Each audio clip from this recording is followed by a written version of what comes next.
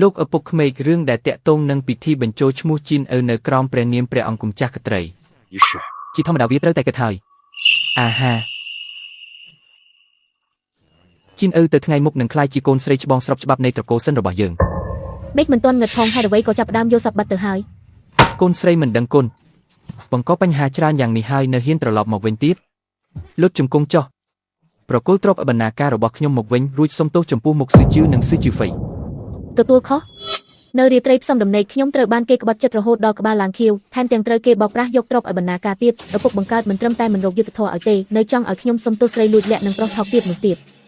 ចាំពេលជីនឪបញ្ចូលឈ្មោះក្រោមព្រះនាមព្រះអង្គម្ចាស់ក្ត្រីហើយពួកឯងគឺជាបងប្អូនស្រីបង្កើតនឹងគ្នាហើយបងប្អូនជាធ្លុងមួយរបស់ឯងក៏ជារបស់នាងដូចគ្នា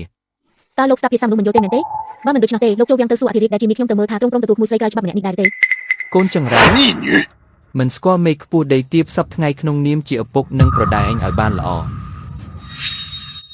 គ្រាន់តែជាស្រីបំរើម្នាក់ហ៊ានប្រឆាំងនឹងចៅហ្វាយផង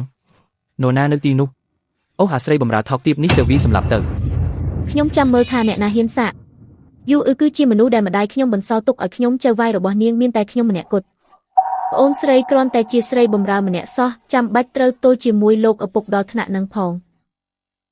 ថ្ងៃក្រោយទៅពួកយើងជាបងប្អូនស្រីនឹងគ្នាហើយបងប្អូនជាធ្លុងមួយស្រីបំរើរបស់ឯងក៏ជាស្រីបំរើរបស់ខ្ញុំដែរលោកឪពុកចង់ដាក់ទោសតើមានអ្វីមិនបានទៅសំឡេងផ្ទះកំភ្លៀងមកសិនអានរ៉ូឯងហ៊ានផ្ទះកំភ្លៀងខ្ញុំព្រោះតែស្រីបំរើម្នាក់នឹងហាឯងឈួតហើយមែនទេវាគឺវាឯងនឹងហើយអាមេផ្កាឈូកស្ដែដណ្ដើមសម្បុកគេសិនអានរ៉ូឯងប្រញាប់ធ្វើអីមិនទាន់ដល់វេនឯងទេមីតែបៃតងចាស់សិនអានរ៉ូនាងជានាងស៊ឺជឺហ្វីរបស់ខ្ញុំឯងខ្លាំងណាស់ទៅងប់នៅខាងទៅអាប្រុសថោកទាបស៊ីខ្ញុំឲ្យពួកឯងស៊ីអាចទៅគុំស៊ីអីទាំងអស់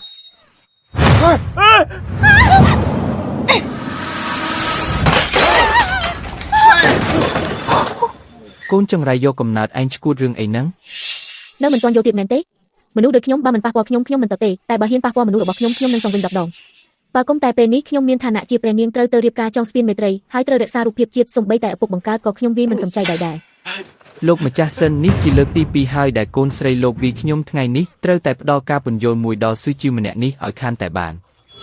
នរណានៅទីនោះយកច្បាប់វិន័យគ្រួសារមកហើយគួរឲ្យស្ដាយណាស់ថ្ងៃនេះលោកប្រហែលជាធ្វើអ្វីខ្ញុំមិនបានឡើយហើយថ្ងៃនេះទោះបីជាស្ដេចស្វរៈមកខ្លួនឯងក៏ខ្ញុំត្រូវតែដាក់ទោសឯងដែររាជសារមកដល់ហើយ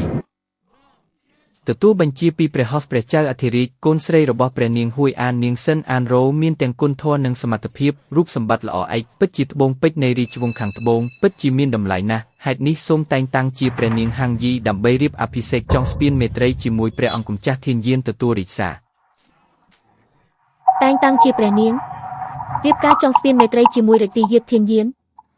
សូមអបអរសាទរព្រះនាងម្ចាស់បើដូច្នោះទូបង្គំសូមលាទៅវិញសិនហើយ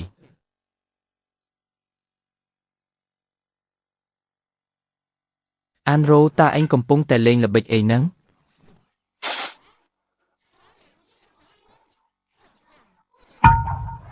ត្រូវហើយយូនិយាយត្រូវណាស់លោកសេនាបតីសិនថ្ងៃក្រោយជួបគ្នាកុំភ្លេចគោរពសួរត្រួតពិនិត្យថ្វាយបង្គំនិងស្រែកខ្លាំងថាព្រះនាងជន្មាយុ1000ឆ្នាំយោទេ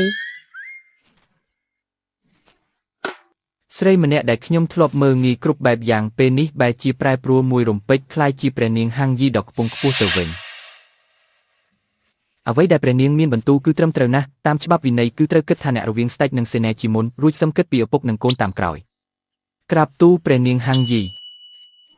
យូទៅត្រួតពិនិត្យគ្រឿងរង្វាន់របស់នាងវិញទៅយូរកជាងប៉ាក់ដែលពូកែជាងគេពី3នាក់មកបន្ថែមទៀតមកទ្រង់ចង់ធ្វើព្រះពុស្ថ្មី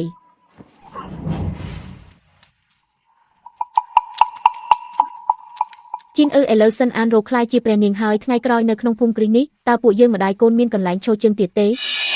ម៉ែនាងគ្រាន់តែមានឈាមចររាជវង្សបន្តិចបន្តួចប៉ុណ្ណោះមនុស្សដែលមកជំនួសព្រះនាងប៉ៃលីងដើម្បីទៅរៀបការចងស្ពានមេត្រីតើព្រះចៅអធិរាជនឹងយកចិត្តទុកដាក់ពិតមែនទៅតែពេលនេះនាងជាព្រះនាងពិតមែនសូម្បីតែឪពុកឯងជួបនាងក៏ត្រូវអន់ក្បាលដែរនាងក៏មិនអាចទៅរៀបការចងស្ពានមេត្រីបានដែរ